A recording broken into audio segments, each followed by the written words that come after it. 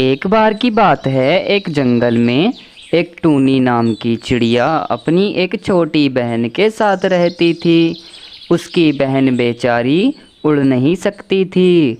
उसके दोनों पर टूटे हुए थे और टूनी चिड़िया ही उसके खाने पीने का इंतज़ाम करती थी।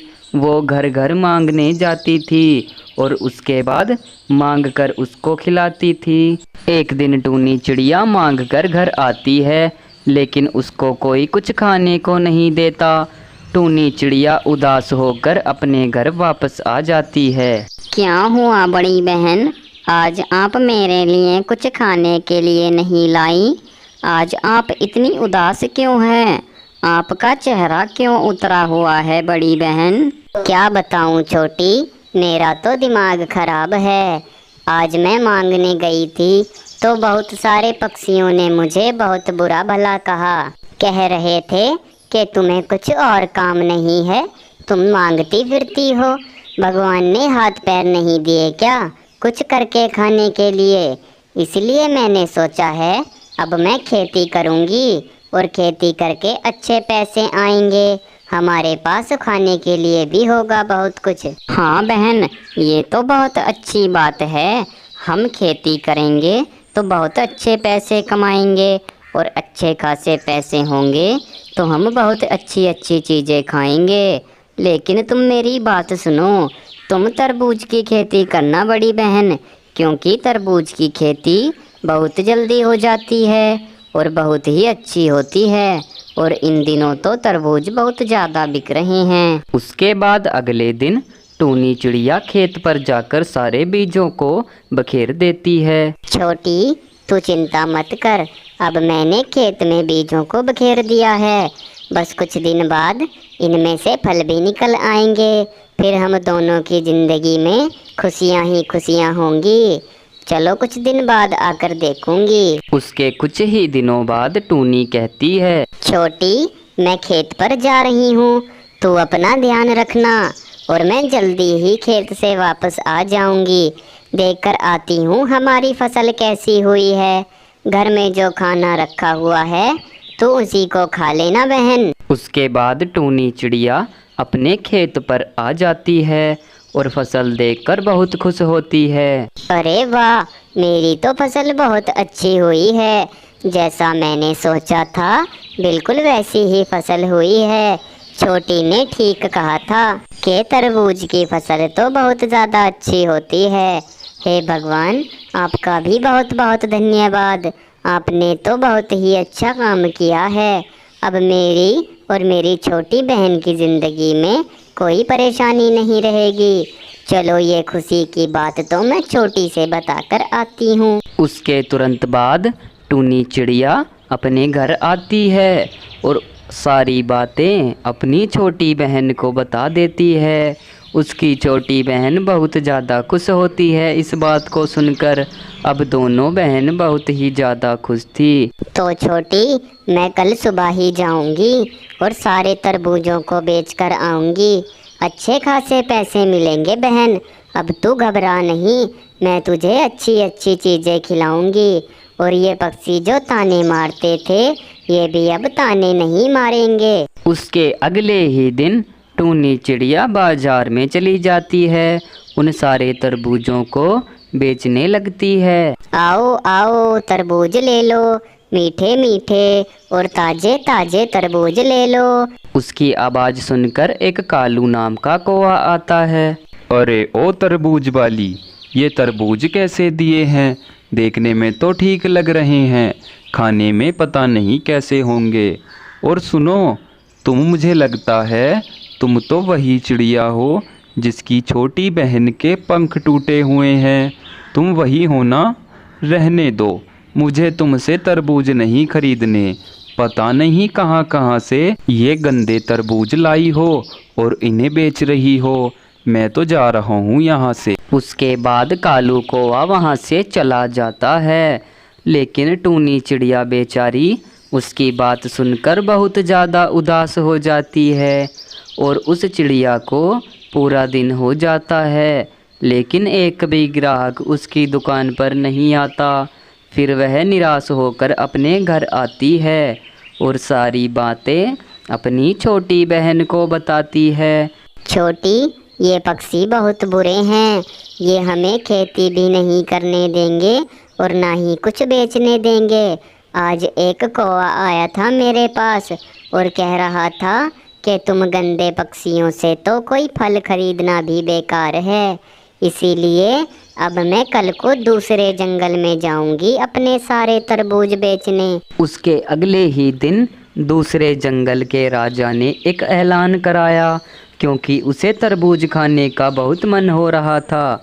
उसने अपने सेनापति से कहा, सेनापति, हमें तरबूज खाने का बहुत मन हो रहा है।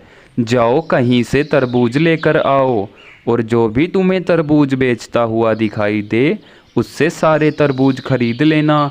आज हम अपनी सारी प्रजा को तरबूज खिलाएंगे और उस तरबूज वाले को तुम बहुत सारी सोने की असरफियाँ दे देना। जाओ जल्दी से तरबूज लेकर आओ। लेकिन उसी राज्य में टूनी चिड़िया भी तरबूज बेच रही थी। तरबूज ले लो, मीठे मीठे और ताजे ताजे तरबूज ले लो। तभी थोड़ी देर में टूनी की आवाज़ सुनकर सेनापति आता है। अरे ओ तरबूज वाली, ये तरबूज तो तुम्हारे देखने में बहुत अच्छे हैं, लेकिन मैं तुमसे एक बात कहना चाहता हूँ। हमारे जो महाराज हैं उन्हें तरबूज खाने का बहुत मन हो रहा है, इसीलिए मैं उनके लिए तरबूज खरीदने आया हूँ। तुम मुझे ये सारे के सारे तरबूज दे दो। और हमारे महाराज ने ऐलान भी किया है कि जिस तरबूज वाले से तरबूज लाओगे उसे बहुत सारी सोने की असरफियाँ दे देना। चलो अब जल्दी से तरबूज दे दो। उसके बाद वो सेनापति टूनी को बहुत सारी असरफियाँ दे देता है और टूनी के सारे तरबूज बिक जाते हैं। फिर टूनी चिड़िया खुश होकर अपने घर आती है और सारी बातें अपनी छोटी बहन को बताती है और वे असरफियाँ भी उसे दिखाती है। अब दोनों बहनों की ज़िंदगी से परेशानियाँ दूर हो चुकी थी और अब दोनों बहनें खुशी खुशी अपने घर में रह रही थी। दोस्तों, आपको ये वीडियो कैसी लगी हमें कमेंट बॉक्स में ज़रूर बताएं और इसी तरह की वीडियोस देखने के लिए हमारे चैनल इंटरेस्टिंग कार्टून को सब्सक्राइब करें।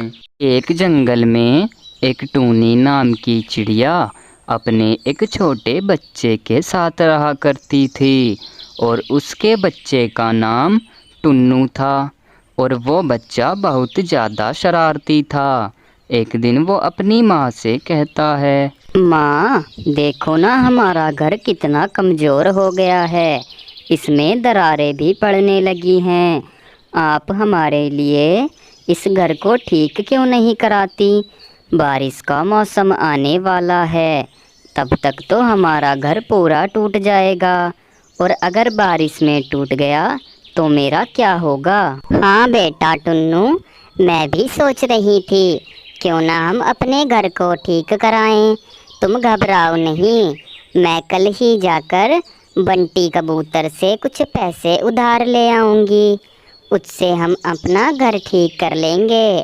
ठीक है बेटा, तुम्हें घबराने की कोई ज़रूरत नहीं। लेकिन उस जंगल में एक कालू कौआ और उसकी पत्नी गौरी भी रहती थी। वे दोनों बहुत ज़्यादा बुरे थे, हमेशा दूसरों का बुरा ही चाहते थे।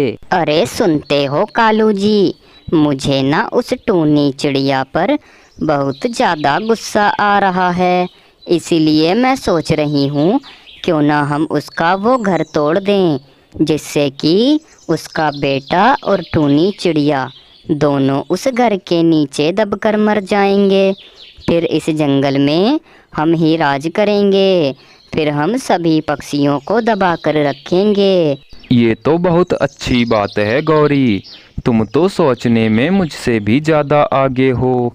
जैसी तुम्हारी मर्जी, मैं कल जाकर उसका घर तोड़ दूंगा। उसके अगले ही दिन बेटा टुन्नू, मैं कबूतर से पैसे लेने जा रही हूँ, तुम घर से बाहर कहीं मत जाना। मौसम एकदम ख़राब हो जाता है, फिर बहुत परेशानी आ जाएगी। बस मैं शाम होने से पहले पहले ही वापस घर आ जाऊंगी। मेरी इस बात का ध्यान रखना मेरे बेटे। उसके बाद टूनी चिड़िया कबूतर के यहाँ पहुँचती है और उससे पैसे मांगती है। बंटी भैया, मुझे कुछ पैसों की ज़रूरत है, इसलिए मैं आपके पास आई हूँ। मुझे पैसे दे दीजिए, मैं जल्दी ही आपके सारे पैसे वापस कर दूँगी। मुझे अपने घर की मरम्मत करानी है, मेरा घर पूरा टूटने ही वाला है। देखो टूनी चिड़िया, मेरे पास कोई पैसे नहीं है। मैंने अभी अभी अपने छोटे बेटे को दे दिए हैं और कुछ पैसे रखे हुए हैं, वो सभी मेरे काम के लिए हैं। इसीलिए मैं आज तो तुम्हें पैसे नहीं दे सकता। तुम अगले महीने आकर मुझसे पैसे ले जाना। तुम ऐसा करो, तुम किसी और के पास चली जाओ, क्या पता कहीं और से तुम्हें पैसे मिल जाएं। उसके बाद बेचारी टूनी चिड़िया वापस घर आने लगती है। तभी रास्ते में मौसम बहुत तेज़ी से ख़राब होता है और बारिश पड़ने लगती है। इस बारिश का फ़ायदा कालू कौवा उठा लेता है। वो उसके घर को तोड़ने लगता है। उससे वो घर टूटता तो नहीं, लेकिन वो कुल्हाड़ी मारकर उसको बहुत कमज़ोर कर देता है, जिसके कारण टूनी चिड़िया का घर नीचे गिर जाता है और उसका बच्चा बिल्कुल वहीं पर मर जाता है। थोड़ी देर बाद टूनी चिड़िया आती है। अरे ये क्या, हे भगवान, मेरा बच्चा कैसे मर गया? और ये घर तो अभी इतना मजबूत था कि इस बारिश से नीचे नहीं गिर सकता था। ज़रूर इसमें कुछ ना कुछ गड़बड़ हुई है और मेरा बच्चा मर गया। मेरा इसके सिवाय इस दुनिया में कोई नहीं था। अब मैं कहाँ जाऊँगी, मैं क्या करूँगी? मेरी तो कुछ समझ नहीं आ रहा। हे भगवान, ये क्या हो गया मेरे साथ? बेचारा मेरा टुन्नू मुझसे कहता था कि माँ घर ठीक करा लीजिए, वरना घर नीचे गिर जाएगा, और आज बिल्कुल वैसा ही हो गया। अब मैं क्या करूं? उसके बाद अगले ही दिन बेचारी टूनी चिड़िया एक सूखे हुए पेड़ पर बैठी हुई थी और दूसरी तरफ कालू कौवा और उसकी पत्नी बहुत ज़्यादा खुश हो रहे थे। अरे गौरी, क्या तुम्हें पता है टूनी का घर टूट गया है, लेकिन एक दिक्कत आ गई। उस घर में दबकर उसका बच्चा ही मरा है। हम सोच रहे थे कि टूनी चिड़िया और उसका बच्चा दोनों मर जाएं। अब हम क्या करेंगे? अब हमें लगता है कि हमें टूनी चिड़िया को भी मारना होगा, तभी हम इस जंगल पे राज करेंगे। हाँ कालू जी, कह तो आप ठीक ही रहे हो। जब तक टूनी जिंदा है वो हमें इस जंगल पे राज नहीं करने देगी। लेकिन मैं सोच रही हूँ, जब टूनी इस बार नया घर बनाएगी तो इस बार मैं उसको मारने जाऊंगी।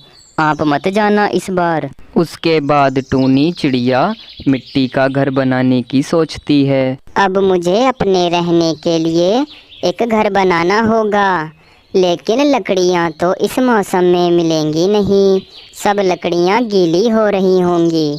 इसलिए अब मैं मिट्टी का घर बनाऊंगी और पूरे जंगल में मिट्टी का घर किसी का नहीं है। मैं गर्मी से भी बची रहूंगी उस घर से।